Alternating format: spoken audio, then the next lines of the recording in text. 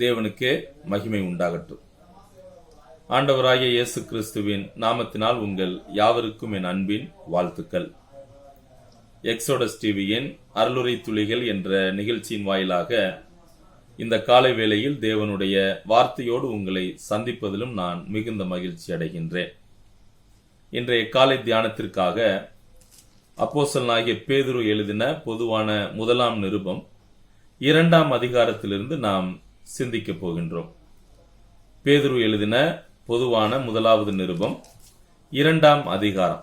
சரி, இந்த 2ஆம் அதிகாரத்தில் பரிசுத்தவான்கள் என்ற நிலையில் அல்லது விசுவாசிகள் என்ற நிலையில் நமக்கு கொடுக்கப்பட்டுள்ள கடமைகள் என்ன என்பதை நாம் சிந்திக்க இருக்கின்றோம். சரி, இந்த பேதுரு எழுதின முதலாவது நிருபத்தில் வரக்கூடிய 2வது அதிகாரத்தை நாம் சிந்திப்பதற்கு முன்பதாக இந்த நிருபத்தினுடைய சில பின்னணிகளை நாம் காணலாம். இந்த நிருபம் ரோம கிறிஸ்தவர்கள் நீரோ என்று சொல்லக்கூடிய இந்த ரோம மன்னனுடைய அந்த காலத்தில் கிறிஸ்தவர்கள் அதிகமாக துன்புறுத்தப்பட்டார்கள்.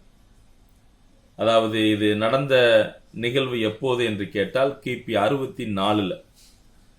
கிபி 64 ரோம் மன்னனான நீரோ என்பவர் ரோம் நகரை தீக்கொளுத்தி அந்த பழியை கிறிஸ்தவர்கள் மீது அவர் தூக்கி போடுகிறார். அப்ப கிறிஸ்தவர்கள் எந்த ஒரு தவறும் செய்யாமல் அவர்கள் பிரச்சனைகளுக்குள்ளாக மாற்றப்படுகிறார்கள். அவர்களுடைய சொத்துக்கள் பறிபோயின, அவர்கள் அதிகமாக கொடுமை செய்யப்பட்டார்கள், அநேக கட்டிடங்கள் இடிக்கப்பட்டது. அவர்கள் கிறிஸ்தவர்களாய் இருப்பதால் அந்த ஒரு உரிமை, அடிப்படை உரிமை கூட அவர்களுக்கு இல்லாமல் போனது. சரி, இப்படிப்பட்ட ஒரு உபத்திரவங்கள், பாடுகளின் வழியாக சென்று கொண்டிருந்த அந்த யூத கிறிஸ்தவர்களுக்குத்தான் இந்த நிருபத்தை அவர் எழுதினார். ஆக எப்படி அவர் எழுதியிருப்பார்? உபத்திரவங்கள், பாடுகளுக்குள்ளே சென்று கொண்டிருந்த இந்த விசுவாசிகளை அந்த பாடுகளிலும் அவர்களை ஊக்கப்படுத்துவதற்காக, அவர்களை உற்சாகப்படுத்துவதற்காக, அந்த பாடுகளில் அவர்களை ஆறுதல் செய்வதற்காக இதை எழுதுகிறார். அது மட்டுமல்ல, ஒரு கிறிஸ்தவன் என்ற நிலையில் பாடுகளை அனுபவிக்க வேண்டும். அப்படி அந்த பாடுகள் வரும்போது அது ஒரு புதிதான காரியமாக எண்ணி பார்க்காமல் எப்போதும் போல இந்த பிரச்சனைகள் நமது வாழ்க்கையில் வரும் என்று அதை நாம் எடுத்துக்கொள்ள வேண்டும். அது மட்டுமல்ல, 4ஆம் அதிகாரத்தில் இந்த வசனம் இருக்கு, நாம் கிறிஸ்துவின் பாடுகளுக்கு பங்காளிகளானதால் சந்தோஷமா இருங்க, சந்தோஷப்படுங்கள் அப்படின்னு சொல்றார். அது மட்டுமல்ல, பாடுகள், உபத்திரவங்கள் வந்தாலும் நமக்கென்று சில பொறுப்புகள், கடமைகள் கொடுக்கப்பட்டுள்ளன. அந்த பொறுப்புகள், அந்த காரியங்கள், இவைகளை நாம் கடைபிடிக்க வேண்டும் அல்லது நாம் அதை பின்பற்ற வேண்டும் என்பதற்காகவும் இந்த நிருபத்தை அவர் எழுதுகிறார். சரியா? சரி, அடுத்து இந்த நிருபத்தினுடைய கருப்பொருளாக 3 வார்த்தைகளை பேதுரு பயன்படுத்துகிறார். முதல் வார்த்தை சஃபரிங், பாடுகள், சஃபரிங்ஸ், பாடுகள் என்ற வார்த்தை. 2வது வார்த்தை கிருபை, கிரேஸ் என்ற வார்த்தையை பயன்படுத்துகிறார். 3வது வார்த்தை குளோரி, மகிமை என்ற வார்த்தையை பயன்படுத்துகிறார். இந்த 3 வார்த்தைகளும் ஒன்றோடொன்று தொடர்புடைய வார்த்தை. எப்படி கிறிஸ்தவர்கள் அவர்கள் பாடுகளை அனுபவிக்க வேண்டும், அது எவ்வாறு என்று கேட்டால் அவர் கொடுக்கக்கூடிய கிருபையினாலே, அந்த கிருபையின் பலத்தோட அவர்கள் அந்த பாடுகளை ஏற்றுக்கொள்ள வேண்டும். அது மட்டுமல்ல, அப்படி கிறிஸ்துவுக்காக நாம் பாடுபடும் போது அது எதிர்கால மகிமைக்கு நேராக நம்மை அழைத்து செல்லும். இந்த 3 கருப்பொருட்களும் இந்த நிருபத்தில் பயன்படுத்தப்படுகின்றன. அப்ப கிறிஸ்தவர்கள் ரோம் நகரை தீக்குளுத்தப்பட்டதால் அந்த பழி இவர்கள் மீது சுமத்தினார்கள். இவர்கள் மிகவும் பாடுகள் பட்டார்கள், கஷ்டப்பட்டாங்க. இந்த ஒரு பின்னணி அடிப்படையாக வைத்து பேதுரு இந்த நிருபத்தை எழுதுகிறார். அவர்களை உற்சாகப்படுத்த, அவர்களுக்கு ஆறுதல் செய்ய, அந்த பாடுகளை அவர்கள் சந்தோஷமாக ஏற்றுக்கொள்ள வேண்டும் என்பதற்காக அதன் மத்தியிலும் கொடுக்கப்பட்ட பொறுப்புகளை அவர்கள் கடைபிடித்து வாழ வேண்டும் என்பதற்காக இந்த நிருபத்தை எழுதினார். சரி, 2ஆம் அதிகாரத்திற்கு வரலாம். 1 பேதுரு 2ஆம் அதிகாரம். இந்த 2ஆம் அதிகாரத்தில் இப்படிப்பட்ட சூழ்நிலையில் வாழ்ந்து கொண்டிருக்கின்ற விசுவாசிகள் அல்லது பரிசுத்தவான்களுக்கு சில கடமைகள் கொடுக்கப்பட்டிருக்கின்றன. என்ன கடமைகள்? 2ஆம் அதிகாரம் 1, 2 போன்ற வசனங்கள். அதில் வேத வசனத்தோடு உள்ள கடமை.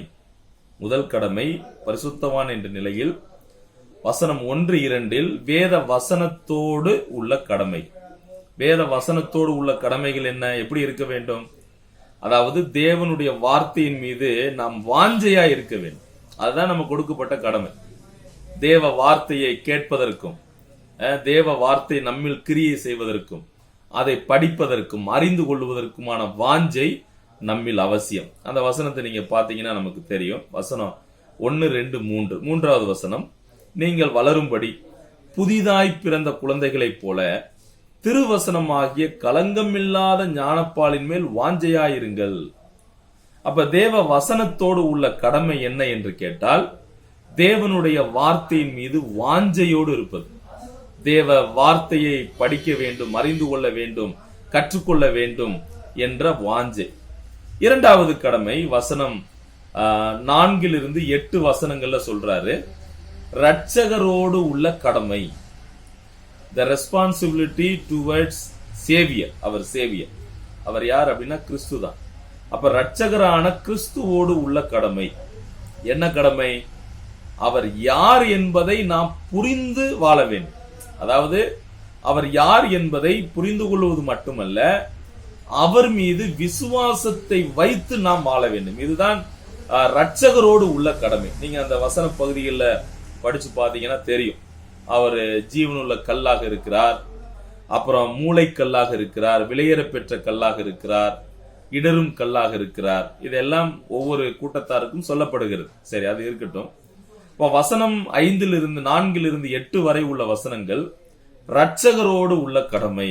என்ன கடமை? இயேசு கிறிஸ்து யார் என்பதை நாம் புரிந்து கொண்டு அவர் மீது விசுவாசம் வைத்து வாழ வேண்டும். இதுதான் 2வது கடமை. 3வது பொறுப்பு அல்லது 3வது கடமை வசனம் 9, 10 சொல்லப்படுகிறது. என்ன? கிறிஸ்துவின் சரீரத்தோடு உள்ள கடமை. கிறிஸ்துவின் சரீரத்தோடு உள்ள கடமை. கிறிஸ்துவின் சரீரத்தோடு உள்ள கடமை என்பது எது? சரீரம் என்பது சபையாகிய சரீரம். அதாவது சபைக்கு தலை கிறிஸ்துவாக இருக்கிறார். அந்த தலையாக இருக்கக்கூடிய கிறிஸ்துவின் சரீரமே சபையாக இருக்கிறது.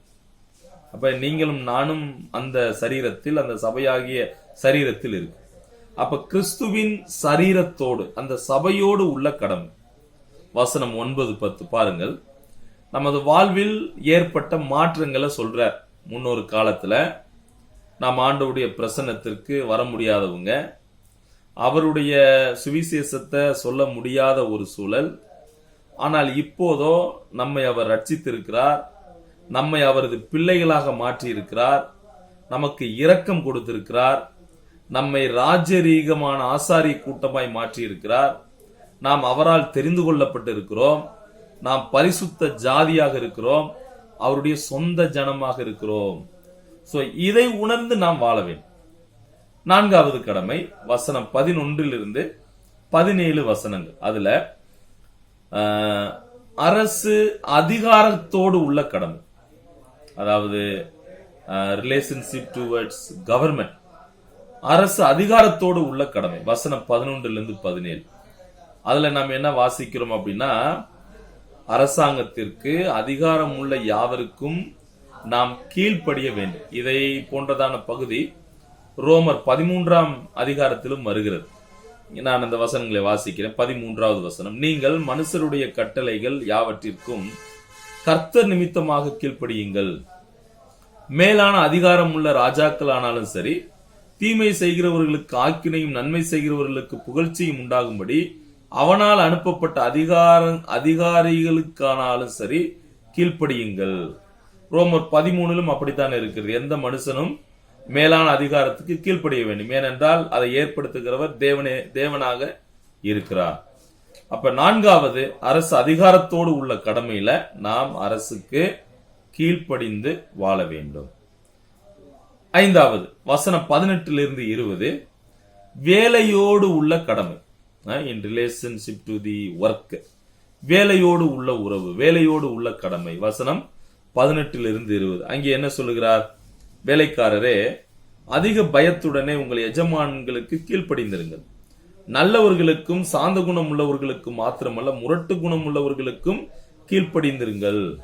அப்ப வேலையோடு உள்ள கடமை நாம் என்ன செய்ய வேண்டும் என்று கேட்டால், நமது எஜமான்களுக்கு நாம் உண்மை உத்தமமாக இருக்க வேண்டும். சரி, இதைவிட நமது எஜமான் தேவனாக இருக்கிறார், நாம் அவரது வேலைக்காரர்களாக இருக்கிறோம். இப்ப வேலைக்காரர்களாகிய நாம் நமது மனித எஜமான்களுக்கு மட்டுமல்ல, நமது எஜமானாக இருக்கக்கூடிய தேவனுக்கும் நாம் கீழ்ப்படிந்து வாழ வேண்டும். அதுதான் நமது கடமை. கடைசியாக வசனம் 21-25, பாடுகளோடு உள்ள கடமை.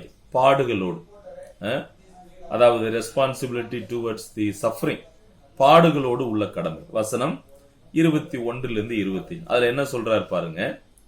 For to this you were called, நீங்கள் இதற்காகவே அழைக்கப்பட்டும் இருக்கிறீர்கள். எதற்காக?